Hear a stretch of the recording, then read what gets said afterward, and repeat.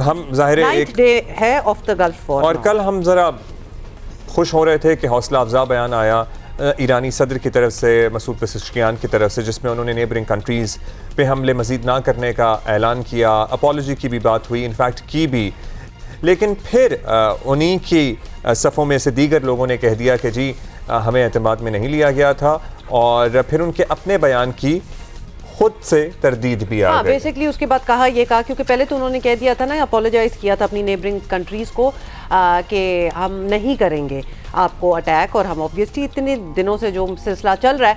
फिर उन्होंने कहा कि अगर उनके यूएस बेसिस जो उन मुल्कों में है, अगर वहां से हम पे अटैक हुआ तो फिर हम उन बेसिस को जरूर अटैक करेंगे। अब्बास राक्ची साहब का बयान आया और फिर दोबारा मसूद पेज़ेश्कियान साहब ने भी अपने मौक़िफ़ से थोड़ा सा वो पीछे हट गए, हमें यही नजर आया, और हमले भी नहीं रुके। अच्छा, फिर आपको बता दें कि अमेरिका, इजराइल और ईरान के दरमियान जंग जो है ना वो 9th डे में, 9वें रोज़ में दाखिल हो चुकी है, और अमेरिका और इजराइल के तेहरान में ऑयल डिपो पर हमले से तेल के ज़खायर जो हैं उनमें आग भड़क उठी है। बड़ी ख़तरनाक किस्म के विजुअल्स हैं ऐसे तेल बहने से सड़कों पर भी आग फैली नज़र आ रही है।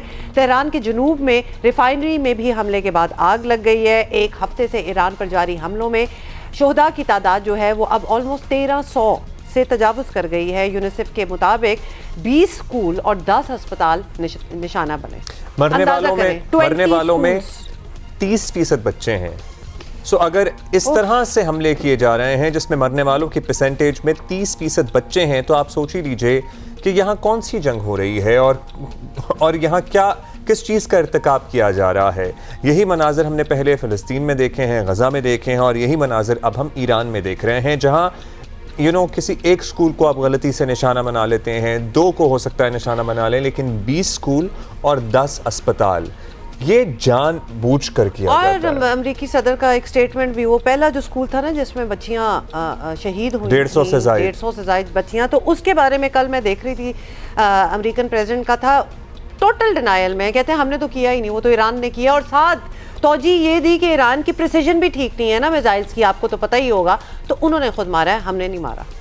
अमेरिकी सदर डोनाल्ड ट्रंप का कहना है, अब वो जाहिर है बहुत सारे इरादे उन्होंने ईरान को लेकर जाहिर किए हैं और उन्होंने इज़हार ख्याल किए, अब वो कह रहे हैं कि जी ईरान का नक्शा बदल जाएगा।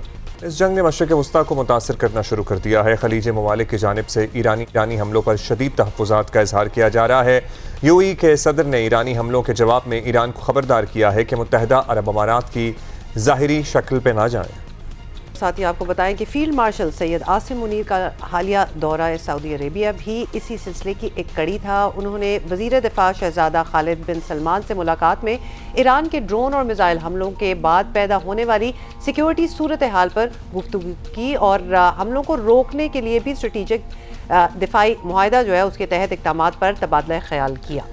कल ईरानी सदर मसूद पेज़ेश्कियान के टेलीविजन खिताब के बाद मुस्बत पेशरफ्त की एक उम्मीद ज़रूर पैदा हुई थी, जिसमें उन्होंने ईरानी हमलों में निशाना बनने वाले पड़ोसी मुल्कों से माजरत की थी। कहा था कि ईरान अब किसी पड़ोसी मुल्क को हमला नहीं करेगा, लेकिन जब तक कि उसकी सरजमीन ईरान पर हमले के लिए इस्तेमाल ना हो। लेकिन अमरीकी सदर के बयान के बाद मामला back to square one literally आ गया। बहुत सी चीज़ें back to square one, every day is a new day, कुछ ना कुछ होता है, कुछ स्टेटमेंट्स आते हैं। Let's talk about it. बाकरी साहब हैं हमारे साथ, तज्जियाकार हैं, तेहरान से हमें इन्होंने ज्वाइन किया है। बहुत शुक्रिया बाकरी साहब। ईरान पर हमलों के तो ज़ाहिर है 9 दिन हो चुके हैं, ये सिलसिला चल रहा है, ये अंदाज़ा लगाया जा सकता है कि वहाँ बहुत नुकसान भी हुआ होगा। उधर खलीजी ममालिक में भी अब उनकी तरफ से सॉर्ट ऑफ वार्निंग्स का सिलसिला शुरू हो चुका है, प्रेशर भी आ रहा है। क्या ये प्रेशर ऐसा है कि हम जल्द ईरान को मुज़ाकरात की मेज़ पर देखें? आपका जो सवाल है इसका जवाब simple answer is no, no, no way. जितने भी ममालिक कोशिश करें कि ईरान की जो रिटेलिएशन पावर है इसको रोकें, ये नहीं रोकेंगे। जब तक इनकी सरजमीन के ऊपर बमबारी होती जाएगी, जब तक जारहियत अमेरिका और इसराइल की तरफ से जारी रहेगी, तब तक ईरान की रिटेलिएशन जारी रहेगी, और ईरान जंग के दौरान कभी भी नेगोशिएशन नहीं करेगा, ये याद रखें। तो ये जो नेगोशिएशन की बात है वो जंगबंदी के बाद है। जंगबंदी के लिए अमेरिकन को समझाना ज़रूरी है, इसराइलियों को समझाना ज़रूरी है, लेकिन जंगबंदी का मतलब यह नहीं कि अमेरिकन को छोड़ेंगे। ईरान के ऊपर जिस तरह सुप्रीम लीडर की शहादत एक बहुत ही गहरी दाग रखी है ईरानियों के ऊपर और आलम तशय्युअ, बल्कि मैं कहता हूँ पूरा मुसलमानान के ऊपर, मुस्लिम ममालिक के ऊपर, मुस्लिम बागैरत लोगों के ऊपर। अब अमेरिकन इससे नहीं बचेंगे जब तक ये भारी नुकसान ना उठाएं।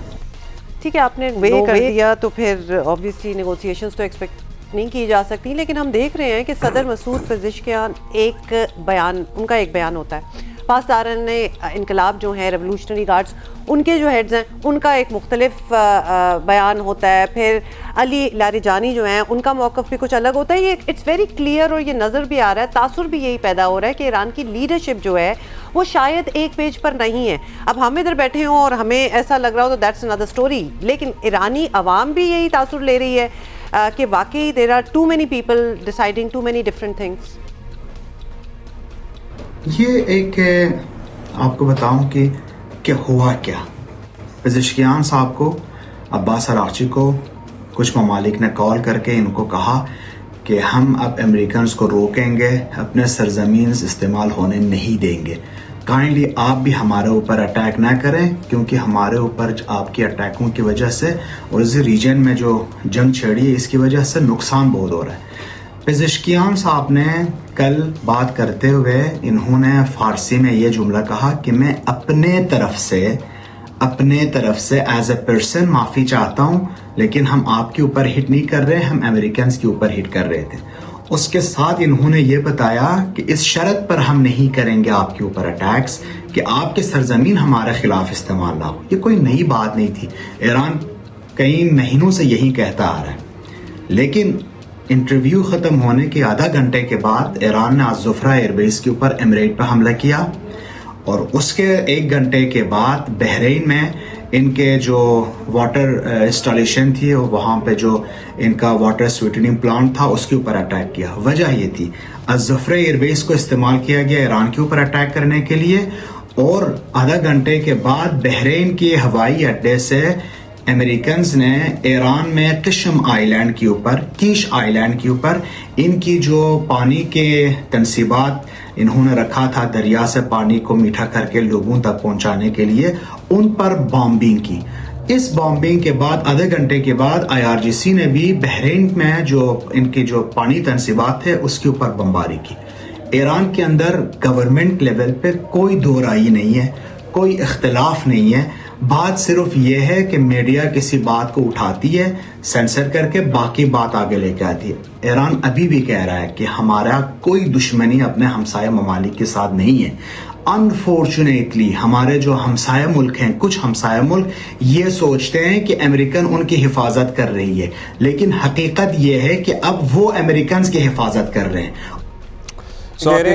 ये बिल्कुल बात की गई थी, लेकिन एट द सेम टाइम जब वहाँ से उनकी सरजमीन आपके मुताबिक इस्तेमाल हुई तो फिर IRGC ने जवाबी हमले किए, क्योंकि लिटरली इस बयान के आधे घंटे बाद सब तरफ हमले होना शुरू हो गए थे।